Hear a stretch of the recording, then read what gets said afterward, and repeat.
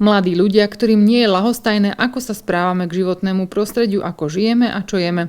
Aj preto sa rozhodli v dnešnej uponáhľanej dobe vrátiť k tomu, čo bolo kedysi bežnou súčasťou dedinského života. Julku ku včelám už ako dieťa priviedol jej starý otec. Ona teraz svojho manžela, ktorý vyrastal v úplne inom prostredí, no príroda mu bola vždy blízka. Celé roky som pozeral na atomku v Jaslovských Bohuniciach a 18 rokov. A kreslil som si už od malička, ešte som bol malinký, tak som si kreslil maštale, že ako by asi mohli vyzerať a do járne. Tie kresby som ešte niekde našiel. A vždy som si predstavoval, že budem chovať zvieratá ako krávy, kone a tak. A ja trošku horšie vidím, takže bolo to pre mňa také nepredstaviteľné chovať včely. Potom som si zobral za manželku včelárku, s ktorou sme kvôli veľa práce bolo, takže na začiatku sme sa tým včelám až tak nevenovali, ale postupne som zistil, že jej strašne chýbajú. A zrazu som zistil, že to baví aj mňa. Takže ma k tomu pritiahla vlastne Julka. Dnes sa spoločne starajú o vyše 30 včelstiev. Niektoré zdedili po Julkinom starom otcovi, no založili aj nové. Začínajú v Liptovských Revúcach a pokračovať chcú ďalšími včelstvami v Liptovskej osade. Sú tu dobré podmienky z hľadiska čistoty prírodného prostredia. Nie sú tu žiadne, poviem to, že pestované monokultúry, intenzívne obhospodarované nejaké plodiny. Nemáme tu repku, nemáme tu pšenicu, kukuricu.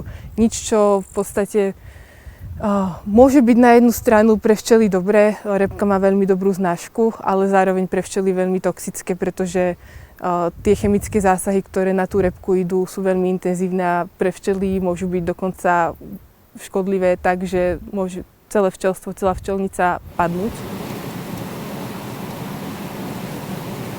Spoločne sa zapojili aj do celoslovenského projektu Adoptuj si úľ, ktorého cieľom je podporiť včelárstvo na Slovensku.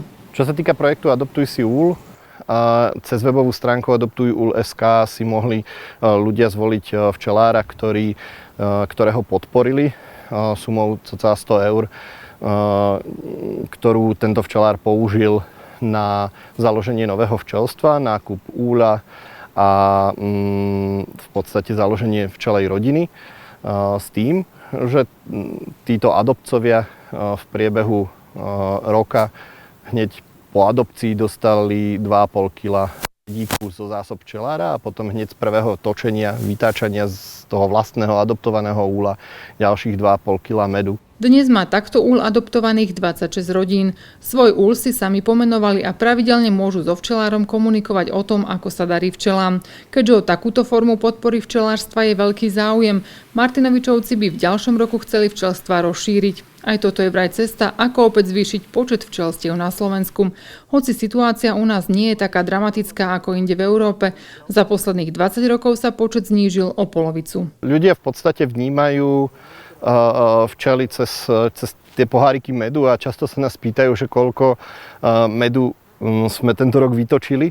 A samozrejme je to pre nás to dôležité, že môžeme ľudí potešiť pohárom kvalitného medíku, ale je pre nás veľmi významný aj ten ekologický rozmer toho opeľovania. Veď si zoberte, že každý kompot, ktorý si otvoríte v zime alebo teraz zakusnete do marhule, broskyne, čerešne si dáte. Proste všetko toto, za všetkým týmto sú včely.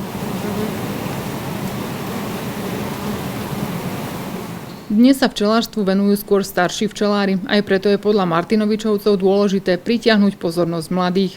A hoci ako sami hovoria, včely sa nedajú chovať, iba usmerňovať, aby robili to, čo chceme, praxou a pozorovaním ich života sa dá veľa pochopiť. Keď si včely vystávajú ten rámik, tak oni ho majú takýto, krásny žltý, alebo proste podľa toho, aký vosk práve v tej oblasti tvoria, ale proste je nádherný čistý. A postupne do neho ukladajú larvičky, takže sú tam košielky a on sa ten plast postupne tmavne. Takže tuto vidíme zatiaľ nezaviečkované medové zásoby. Toto tu sú zaviečkované zásoby. Tu je trochu medu, aj tuto, tadeto. A tieto bunky v strede, tmavé, to sú budúce liahnúce sa včielky. A tieto po okrajoch, to sú stočené larvičky včiel. ktoré budú rásť a keď ešte trošku podrastú, tak včely ich zaviečkujú. Byť dobrým včelárom zdá sa nie je jednoduché, no med, ktorý si kúpite od poctivého včelára, je neporovnateľný s tými, ktoré často predávajú pri cestách. Tie medy, ktoré sa predávajú popri cestách, pri takých tých slnečníkoch, že zaručene slovenský lesný med, v podstate slovenské moc nie sú, pretože včelári, ktorí tu sú, svoje medy takto nepredávajú. Čiže je tam veľmi veľký otáznik, odkiaľ tie medy vlastne pochádzajú, akého sú pôvodu a tam by som skôr typovala, že sú to práve tie zahraničné dovezené medy, ktoré v podstate môžu obsahovať zbytky liečiv, pretože napríklad na Slovensku je zakázané používanie antibiotík pre včely, kdežto v niektorých iných krajinách to zakázané nie je. No a ešte jedna zaujímavosť, na ktorú si spomeniete pri najbližšej lyžičke medu. Jedna čajová lyžička, taká tá klasická, je celoživotné dielo 12 včiel.